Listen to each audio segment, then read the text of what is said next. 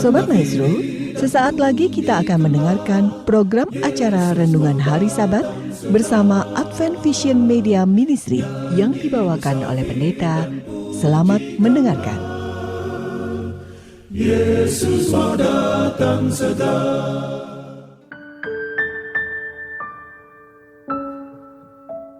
Selamat pagi dan selamat Sabat, saudara-saudaraku yang dikasihi oleh Tuhan. Salam sejahtera buat seluruh pendengar Maestro yang kami sangat kasihi. Pada pagi Sabat ini, mari kita akan teruskan renungan firman Tuhan yang terdapat atau yang kita ambil dari kitab Wahyu, dan kita sudah memasuki Wahyu pasal 8. Sebelumnya saudaraku, mari kita akan berdoa. Ya Bapa yang bertahta dalam kerajaan sorga, kami mohon bimbingan dan tuntunan Roh Kudus bila mana kami akan membaca, mendengar, dan merenungkan firman Tuhan. Biarlah kebenaran yang diungkapkan dalam kitab Wahyu ini boleh menolong kami terus bertumbuh dalam iman. Kami boleh bertumbuh dalam persandaran yang penuh kepada Tuhan, yang adalah kehidupan kami dan keselamatan kami. Inilah doa kami mohon bimbingan-Mu dalam nama Yesus Kristus, Juru Selamat kami. Amin. Saudara-saudara yang dikasihi oleh Tuhan, renungan pagi kita pagi ini berjudul Bintang Absintus. Ya. Dan ayat-ayatnya terdapat dalam Wahyu pasal 8 ayat yang ke-10 sampai ayat 13. Ini adalah lanjutan daripada sangkakala, ya, ke-7 sangkakala, dan kita sudah masuk pada sangkakala ke-3 dan ke-4. Dikatakan dalam firman Tuhan, Wahyu pasal 8 ayat yang ke-10, lalu malaikat yang ketiga meniup sangkakalanya, dan jatuhlah dari langit sebuah bintang besar, menyala-nyala seperti obor, dan ia menimpa sepertiga dari sungai-sungai dan mata-mata air. Nama bintang itu ialah Absintus, dan sepertiga dari semua air menjadi absintus. Dan banyak orang mati karena air itu, sebab sudah menjadi pahit. Saudara-saudaraku yang terkasih, membaca ayat ini tentu saja tidak mudah untuk memahaminya, tetapi jikalau kita dituntun oleh Roh Tuhan dan kita rajin tentunya membaca firman Tuhan secara keseluruhan, tidak mustahil Tuhan akan mengurniakan kepada mereka yang rendah hati. Ya. Tentu kita sangat bersyukur, saudaraku sekalian, bila mana pada pekan ini, hari demi hari, ya, negeri kita akan lebih baik, lebih aman, dan pandemi akan segera berakhir. Tentu itulah doa kita. Nah, saudaraku sekalian, ketika kita membaca ayat ini, kita berharap bahwa ada terang Tuhan nyata, ya, dalam pemikiran kita untuk memahami hal ini. Saudaraku, kata atau kalimat jatuh dari sorga bintang besar yang menyala-nyala seperti obor. Memang kata dari surga mengingatkan kita akan kejatuhan Lucifer. Tapi karena semua cerita sangkakala ini terjadi pada masa kekristenan, ini tidak mungkin secara bicara tentang kejatuhan Lucifer sebelumnya, yaitu dalam proses penciptaan yang dekat dengan penciptaan, ya, atau maupun dengan saat Yesus disalibkan. Jadi ini masa kekristenan. Jadi ini tidak bicara tentang kejatuhan Lucifer itu sendiri sesungguhnya, melainkan berhubungan dengan kemurtadan.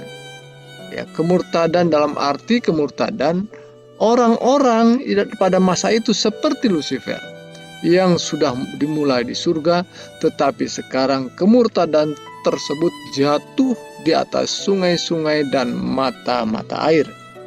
Nah, tentu yang digambarkan di sini sepertiga bagian, artinya begitu banyak yang terkena tetapi tidak keseluruhan. Itu maksud daripada sepertiga, ya.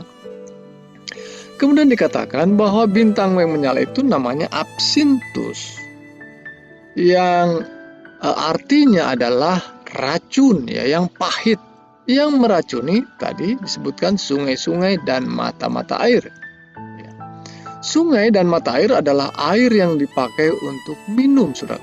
Ini berbicara tentang laut ya, karena laut seringkali melambangkan massa yang banyak ya. Tapi ini berbeda. Dan lambang air yang dimaksud ini adalah yang diminum dan memberi kehidupan ya. Maka secara spiritual ini melambangkan sesuatu yang membuat manusia itu hidup. Tentunya bukan hidup kita sehari-hari, tetapi yang dimaksudkan hidup kekal. Apa yang membuat manusia bisa hidup kekal? Tentunya kita percaya itu adalah Tuhan sendiri, kebenaran Tuhan ya. Misalnya beberapa ayat yang kita bisa kutip dalam Yohanes 4 ayat 14. Sebaliknya air yang akan kuberikan kepadanya akan menjadi mata air dalam dirinya sendiri, yang terus-menerus memancar sampai kepada hidup yang kekal. Atau dalam Wahyu sendiri mengatakan dalam Wahyu 21 ayat 6, orang yang haus akan kuberi minum dengan cuma-cuma dari mata air kehidupan. Jadi mata air adalah simbol kebenaran, air yang juga bisa melambangkan Roh Kudus yang membawa manusia kepada pertobatan dan kebenaran. Tetapi sekarang mata air itu, sungai-sungai itu memberi manusia bisa hidup itu tercemari oleh absintus tadi, racun ya, yang membuat pahit dan mengakibatkan manusia yang minumnya pun bisa saja mengalami kebinasaan. Bayangkan air minum yang biasa kita minum terracuni ya, dan akhirnya yang meminumnya akan mengalami kebinasaan. Tentu kita bertanya, apa maksudnya ini?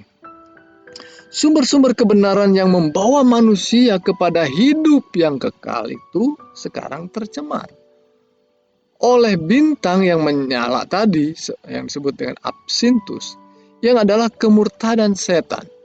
Ajaran-ajaran gereja yang tadinya benar dan murni, yang membawa kepada manusia kedamaian, hidup yang kekal, sekarang justru seolah-olah mereka ini berada dalam kebenaran, ya, seolah-olah berada dalam lingkungan gereja, tapi oleh karena kemurtadan tadi justru terperosok pada kebinasaan. Nah, inilah masa-masa gereja pada masa yang disebut dengan trompet yang ketiga ini. Air segar yang juga melambangkan sumber air kehidupan, yaitu ajaran yang bijak tentunya. Amsal 13 ayat 14 contohnya, ajaran orang bijak adalah sumber air kehidupan. Kemudian misalnya dalam 2 Petrus 2:17, guru-guru palsu itu adalah seperti mata air yang kering. Ya, jadi sebaliknya nih ya. Sumber air kehidupan ternyata identik juga dengan takut akan Tuhan. Ya, dalam Amsal misalnya pasal 14 ayat 27, takut akan Tuhan adalah sumber air kehidupan. Jadi kalau sumber air kehidupan ini tercemar, itu membuat orang tidak lagi takut akan Tuhan. Ya, tidak lagi mengandalkan kebenaran firman Tuhan. Dan mari kita lihat sekarang sejarahnya. Sejarah mencatat ada kaisar Roma yang namanya Konstantin, yang aslinya adalah penyembah berhala tadinya, terutama kepada dewa matahari, dan mengaku dia menjadi penganut Kristen. Tetapi dia membawa banyak ajaran dari kekafiran itu masuk ke dalam kekristenan.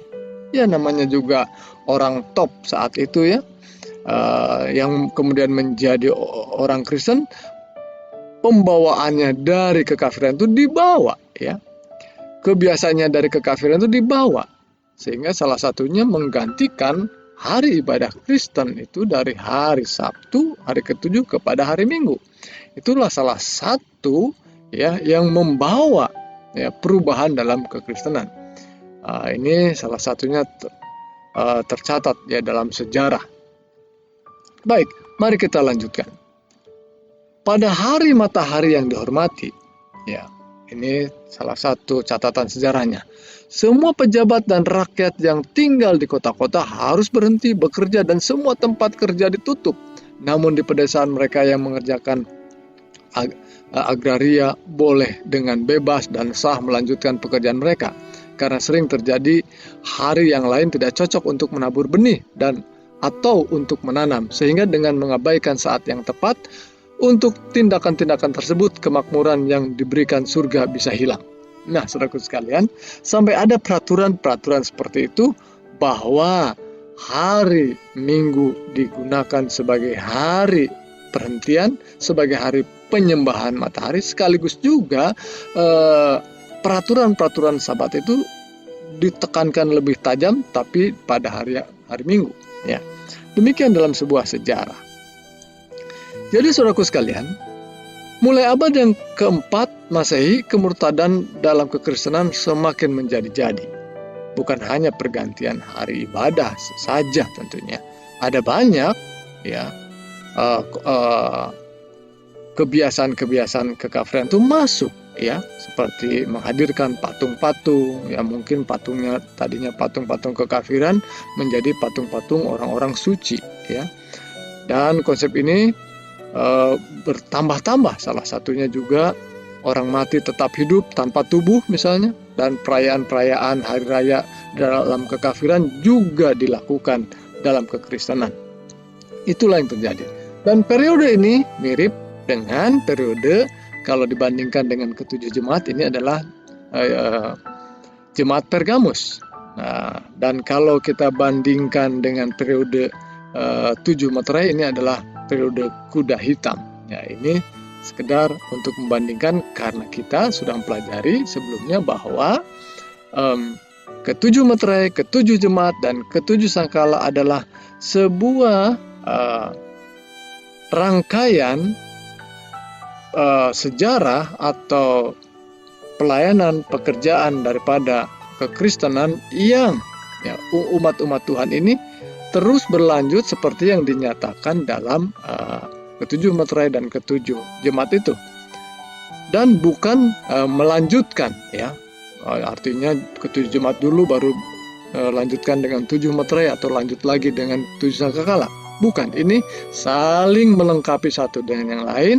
Ia memberikan penekanan-penekanan yang berbeda, tetapi sebuah sejarah yang sama ya, rangkaian waktu kronologis yang sama. Jadi saudaraku sekalian, sangkakala yang ketiga adalah masuknya kemurtadan setan ini dalam gereja. Absintus, ke dalam ajaran kebenaran Allah, di dalam gereja Allah di zaman Konstantin. Mari saudaraku sekalian, kita lanjutkan kepada sangkakala yang keempat ya. Lalu malaikat yang keempat ayat 12 meniup sangkakalanya, dan terpukullah sepertiga dari matahari dan sepertiga dari bulan dan sepertiga dari bintang-bintang, sehingga sepertiga darinya menjadi gelap dan sepertiga dari siang hari tidak terang, dan demikian juga malam hari. Ya, kita kembali kata sepertiga muncul ya. Artinya sebahagian ya, yang memang besar juga tetapi tidak keseluruhannya. Nah, kali ini saudaraku sekalian, yang terkena adalah matahari, bulan, bintang ya. Matahari, bulan, dan bintang adalah benda-benda langit yang memberikan terang kepada bumi. Begitu ya, tentu saja cocok gambaran ini. Dan matahari dalam Alkitab sering itu diarahkan merupakan gambaran Kristus. Banyak tentu ayat-ayat Alkitab ya tentang Tuhan sendirilah yang dilambangkan dengan matahari. Misalnya saja Mazmur pasal 84 ayat 11, sebab Tuhan Allah adalah matahari dan perisai. Ya. Misalnya juga Malaki pasal 4 ayat 2, tetapi bagi kamu yang takut akan namaku, surya kebenaran akan terbit dengan penyembuhan di sayapnya. Jadi saudaraku sekalian, peran dan fungsi Tuhan, fungsi Kristus sebagai juru selamat dan penebus ini tergeser ya. Dia sebagai terang, sumber terang itu tergeser, saudaraku. Keselamatan dari Allah yang diberikan dengan cuma-cuma karena kasih karunia Allah itu mulai digeser, diganti dengan ajaran-ajaran keselamatan melalui usaha sendiri, melalui amal-amal baik dan juga usaha-usaha manusia dengan memberikan persembahankah, dengan menyiksa diri, dengan memberikan sejumlah uang dan lain sebagainya. Dan inilah masa di mana kebenaran itu atau keyakinan pada keselamatan dalam Kristus itu sudah semakin merosot. Walaupun namanya tetap gereja, umat Tuhan ngakunya. Ya. Dan bulan juga adalah benda-benda penerang langit yang memantulkan terang dari matahari. Maka kalau matahari melambangkan Kristus, tentunya bulan melambangkan kitab suci yang memantulkan Kristus. Ya, kalau saudara membaca juga, kita temukan dalam Wahyu pasal 12 ada seorang wanita, perempuan yang baik yang digambarkan, yang berdiri di atas bulan, ya, berdiri di atas kebenaran, artinya firman Tuhan. Demikian juga Yohanes 5:39 mengatakan, kamu memiliki kitab suci sebab kamu menyangka di dalamnya kamu mendapatkan hidup yang kekal, dan kitab-kitab itulah yang memberi kesaksian tentang aku, tentang Kristus. Ya. Kemudian rakyat pada abad-abad yang dikatakan dalam cerita ini atau dalam periode ini, terutama yang di pedesaan tidak bisa membaca kitab suci, maka mereka bergantung sepenuhnya pada ajaran verbal daripada para pemimpin agama. Ya. Dengan demikian mudah sekali mengajarkan konsep-konsep yang bisa menyesatkan. Mereka tidak bisa membaca sendiri, tidak bisa membandingkan, sehingga tentu berbeda kondisinya dengan sekarang. Kalau saja pendeta mengajarkan yang berbeda dengan Alkitab, kita bisa tahu karena kita bisa melihat sendiri, membaca sendiri dari Alkitab. Jadi gereja di periode ini dan di periode berikutnya sangat tidak mendorong, bahkan bersikap menghalangi umat untuk membaca kitab suci sendiri. Ya, inilah digambarkan sebagai matahari, bintang, bulan, ya, yang dikatakan tadi menyusut, ya, menjadi gelap artinya. Jadi gelap yang menurut kata yang digunakan dalam ayat yang ke-12. Demikian juga bintang-bintang, ya. Itu adalah manusia-manusia yang memantulkan terang Kristus yang menjadi saksi-saksi baginya yang menyampaikan pekabaran. Ya, tentu saja ini ada banyak ayat yang menjelaskan tentang hal ini. Karena umat awam tidak bisa membaca kitab suci lagi, karena umat awam tidak mengenal ajaran Kristus yang sesungguhnya, maka jelas saja mereka tidak mungkin bisa menjadi saksi-saksi Kristus. Inilah bintang-bintang yang menjadi gelap. Tidak ada lagi para saksi kebenaran.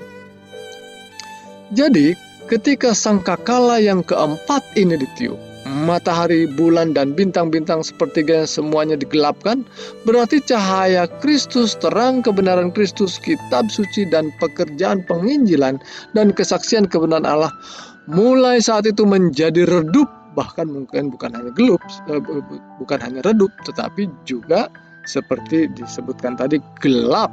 Ya. Nah, jika kita bandingkan dengan seri jemaat, 7 jemaat dan ke-7 meterai, ini adalah periode jemaat Tiatira, atau dalam periode meterai ini adalah periode kuda pucat, ya. Dan saudaraku sekalian, disinilah tantangan yang luar biasa. Banyak umat-umat Tuhan yang mau tetap mempertahankan kebenaran, mereka harus mengalami tekanan yang luar biasa, aniaya yang hebat. Namun mayoritas orang menjadi gelap, ya, dalam hidup kegelapan akan dari firman Tuhan. Maka saudaraku sekalian, sangkakala keempat ini, kemurtadan yang masuk ke gereja sejak sangkakala ketiga menjadi semakin matang dan punya gigi, ya, sehingga sanggup membuat gelap cahaya terang Kristus segelap-gelapnya, kitab suci dan saksi-saksinya.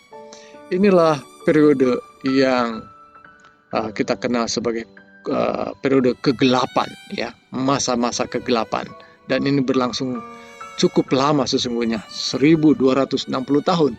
Saya sebutkan angkanya supaya nanti kita akan belajar, kita akan menemukan ada kaitannya tentunya angka ini.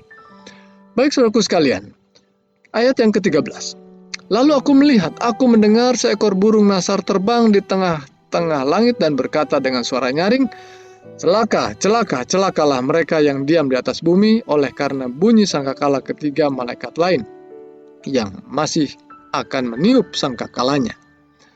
Saudaraku sekalian, terjemahan dalam kitab King James Version ya tidak menyebutkan burung nasar, tetapi melainkan malaikat. Ya, ini sebuah tafsir tentunya. Tetapi terjemahan-terjemahan bahasa Inggris lainnya lebih banyak memakai kata burung nasar. Mungkin untuk membedakan dengan ketujuh malaikat yang membawa sangkakala. Namun yang penting, sangkakala yang kelima, ya, nanti kita akan belajar lanjutannya. Sangkakala yang kelima adalah merupakan celaka yang pertama dan menyusul celaka lainnya. Dan kita baru saja membahas trompet ketiga dan keempat. Sungguh luar biasa, saudaraku sekalian, bahwa kebenaran firman Tuhan itu pelan-pelan, saudaraku sekalian.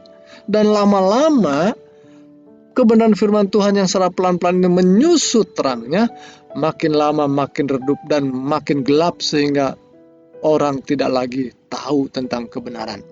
Itu sebabnya, saudaraku sekalian, selanjutnya kita melihat akan banyak lagi tekanan-tekanan yang lebih berat, dan sungguh dunia semakin gelap, dan akhirnya celakalah manusia oleh karena itu. Saudaraku sekalian, apa yang kita pelajari dari sangkakala atau 7 sangkakala ini dan 7 meter dan 7 jemaat, kita melihat betapa luar biasanya Tuhan mengajarkan melalui hambanya Yohanes tentang apa yang akan terjadi dan sudah terjadi dan masih akan terjadi lagi, betapa dahsyatnya perkataan Tuhan tergenapi seluruhnya. Dan kita semakin yakin betapa kita perlu meyakinkan diri kita untuk percaya pada kebenaran firman Tuhan dan terus menggalinya, sehingga kita melihat bahwa kebenaran firman Tuhan itu menuntun hidup kita dan terlebih menuntun hidup kita ke dalam keselamatan dalam Yesus Kristus. Saudaraku, inilah perenungan kita pada pagi hari ini. Mari kita tutup dengan doa. Ya Bapa yang bertahta dalam kerajaan surga, kami mengucap syukur untuk firman Tuhan yang telah kami pelajari, kami dengarkan bersama. Biarlah roh Tuhan yang telah mengajar kami pada pagi ini, biarlah roh Tuhan yang sama yang berikan kekuatan bagi kami, untuk kami boleh hidup dalam kebenaran, untuk kami boleh penuh dengan sukacita dan semangat yang baru, untuk terus mempelajari firman Tuhan, sehingga kami hari demi hari semakin diteguhkan. Ya Bapa, perjalanan hidup kami ketika Tuhan masih memberikan kami nafas hidup, biarlah kami semakin dipakai Tuhan menjadi berkat. Dan bila mana di antara saudara kami yang saat ini mungkin lemah iman, kuatkanlah Tuhan, teguhkan mereka dengan Roh Kudus-Mu. Demikian juga mereka yang lemah secara fisik dan sedang sakit, kiranya jamahan Tuhan berikan kekuatan dan kepulihan. Inilah doa kami, karena kami berdoa hanya dalam satu nama yang berkuasa, Yesus Kristus, Tuhan dan Juru Selamat kami yang ajaib. Amin.